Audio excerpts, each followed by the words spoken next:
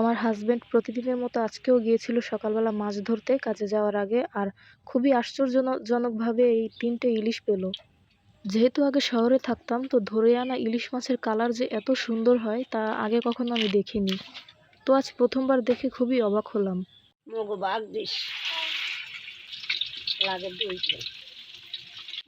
তো ভাবছি আজ এই তাজা ইলিশ দিয়ে ইলিশ মাছের সর্ষে রান্না করব।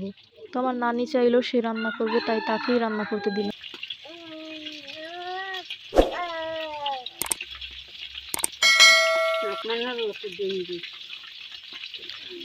তো গ্রাম অঞ্চলে খাল থেকে ইলিশ মাছ পাওয়াটা খুবই অস্বাভাবিক বিষয়, কারণ ইলিশ মাছ হলো নোনা জলের মাছ। আর ইলিশ মাছ মিঠা জলে তখন আসে যখন তাদের ডিম পাড়ার সময় হয়, কারণ নোনা জলে ডিম পারলে ডিম নষ্ট হয়ে যায়। তো আমরা সর্ষে ইলিশ রান্না করার জন্য ইলিশ মাছটা ভেজে নিয়েছি। এখন সর্ষে ও প্রয়োজনীয় মশলা দিয়ে রান্নাটা চড়িয়ে দিলাম। আর আমার হাজবেন্ডেরও লাঞ্চ টাইমে চলে আসার সময় হয়ে গেছে, তাই দ্রুত রান্নাটা শেষ করতে হবে। আর আমার শ্বশুরকে দুপুরের খাবারটা খুব তাড়াতাড়ি দিতে হয়, না হলে সে দুপুরের খিদেটা বেশিক্ষণ সহ্য করতে পারে না।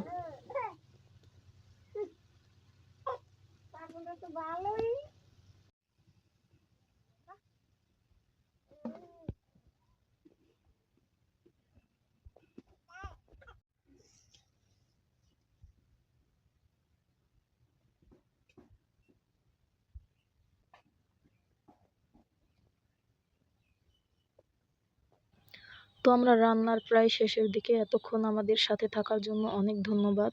আর যারা আমাকে সাপোর্ট করতে চান, প্লিজ আমার চ্যানেলটিকে সাবস্ক্রাইব করে দেবেন। আর ভিডিওটির কোনো একটি অংশও যদি পছন্দ হয়ে থাকে, প্লিজ একটি লাইক করে দেবেন। ধন্যবাদ। আসসালামু আলাইকুম।